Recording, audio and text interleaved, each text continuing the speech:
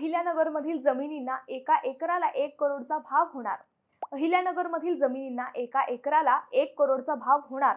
ऐकून प्रचंड शॉक बसला असेल, पण हे खरं होईल. जर गडकरींचं प्लॅनिंग राज्य सरकारने मनावर घेतलं तर अहिल्यानगरमधील शेतकरी करोडपती होतील.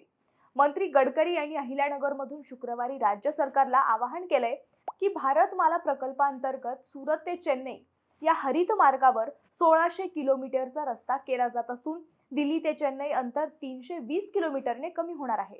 हा ॲक्सेस कंट्रोल एक्सप्रेस हायवे महाराष्ट्रातील नाशिक, अहिल्यानगर, बीड, धाराशिव आणि सोलापूर जिल्ह्यातून जात आहे.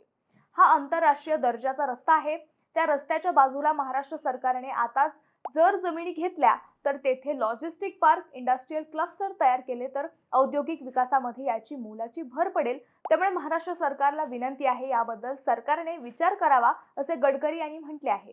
जर असं झालं आणि या एक्सप्रेस हायवे शेजारील जमीन संपादित झाल्या तर या जमिनींना करोडोंचा भाव भेटणार आहे. तसेच या प्रोजेक्टमुळे इतरही जमिनींना करोडोंचा भाव प्राप्त होणार आहे.